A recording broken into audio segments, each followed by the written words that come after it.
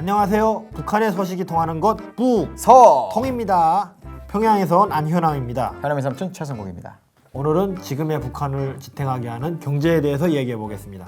일반적인 생각으로 봤을 때 원래 북한은 오래전에 망했어야 될 나라잖아요. 지금 다 거의 굶어 죽어가고 힘들게 있는데 그게 궁금한 거야. 이게 어떻게 아직도 국민들이 살아남고 버티고 있는지 경제에 대해서 한번 물어보겠습니다. 뭐라고 생각하세요? 내가 거야 불법이죠.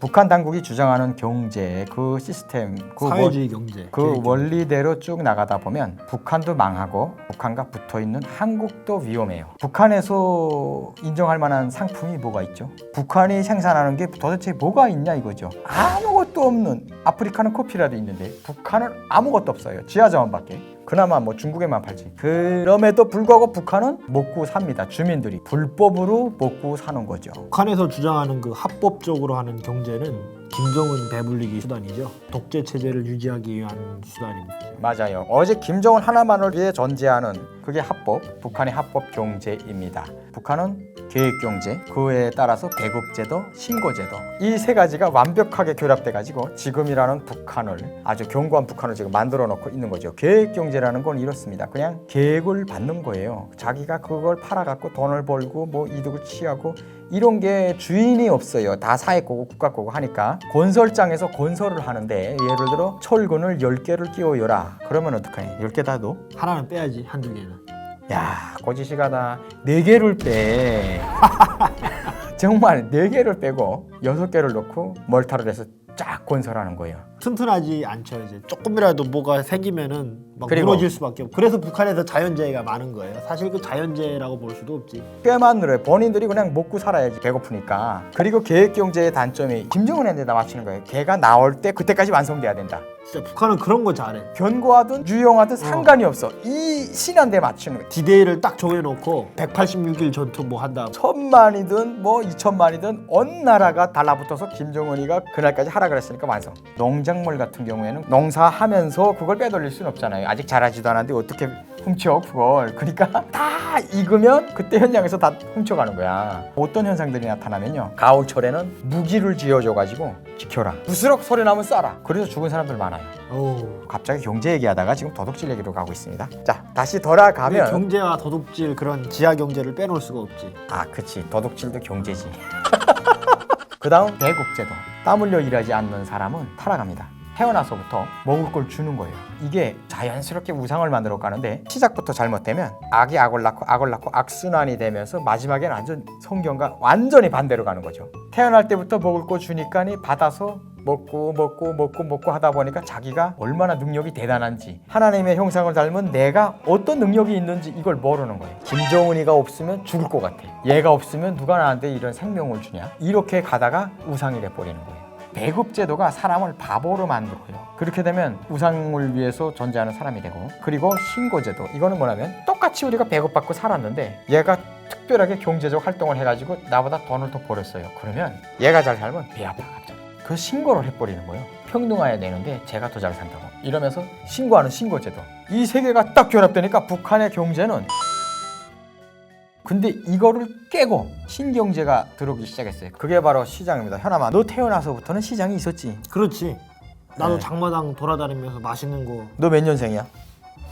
96이거 얘기해도 되나? 얘기하면 안 돼. 네 생일은 비밀이야. 96년생입니다. 얘기해버렸네. 제 기억으로는 95년부터 권한의 행군이 시작되게 됐습니다. 배급제제가 있으면서 쌀이 안 들어오기 시작하니까 배급을 못 주기 시작한 거죠. 그러니까 배급체제에 습관된 사람들이 굶어 죽기 시작했습니다. 길거리에 굶어 죽는 사람, 밥 한 끼에 몸을 팔고, 정말 그때는 아수라장, 마귀역사라고 할 수밖에 없는 게, 그렇게 옆에서 굶어 죽는데도 사람들이 노동당을 지키는 거예요. 사람은 본능적으로 자기 살 길을 찾게 돼 있음에도 불구하고 가족이 됐다, 이제는 국가에서 밥을 못 주느나 우리 죽자. 학급이 30명이라면 한 15명은 졸업할 때는 없어요. 죽거나 행불.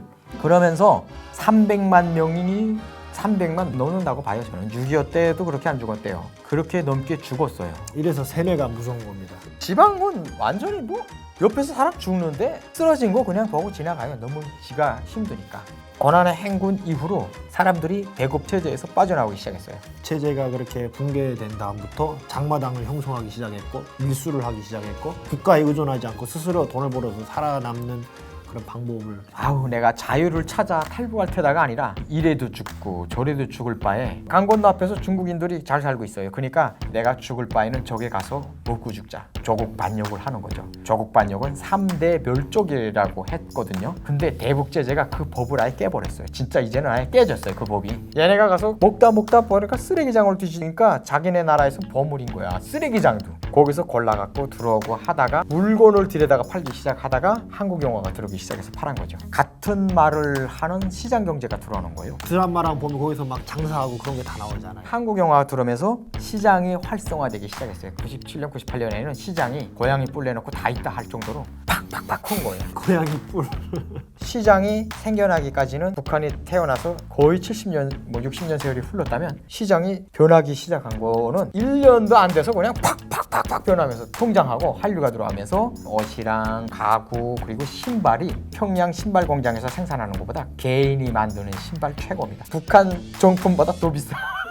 그래서 자영업자 중산층들이 많이 생겨나고 있고 조금 더 성장하면 개인들이 만든 거를 외국에 팔 정도가 될 것 같아요. 지금도 팔 수 있는데 열리지 않고 투자가 안 되니까 못 하는 거겠죠.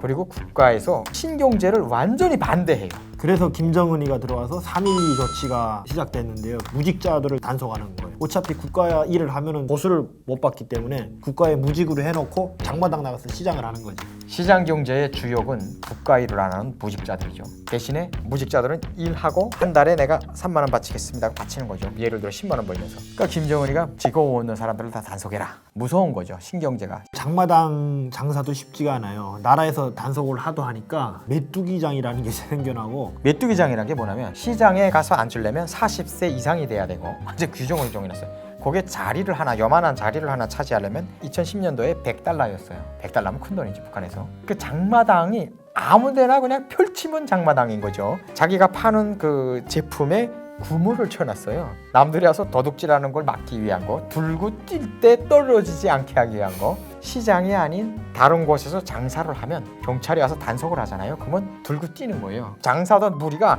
메뚜기 떼처럼 쫙 해서 와자자자 이쪽에 앉아. 사는 사람들이 같이 뛰어. 거기 가서 같이 사는 거야. 정말 충실한 상인과 충실한 고객들이요. 그거 사겠다고.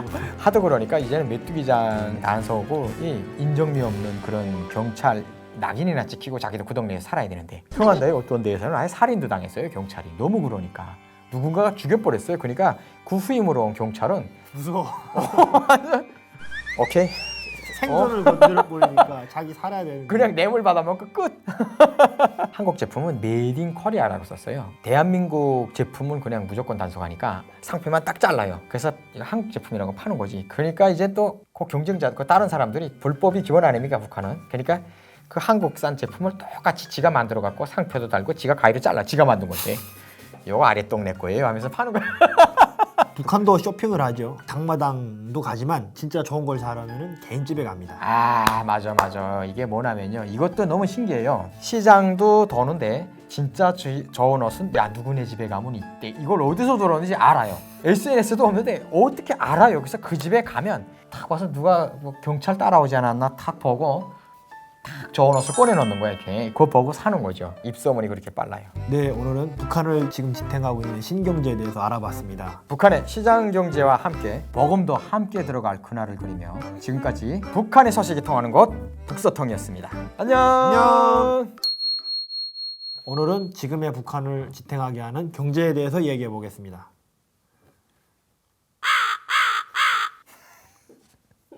끝입니다. 지금까지 북소통이었습니다. 안녕.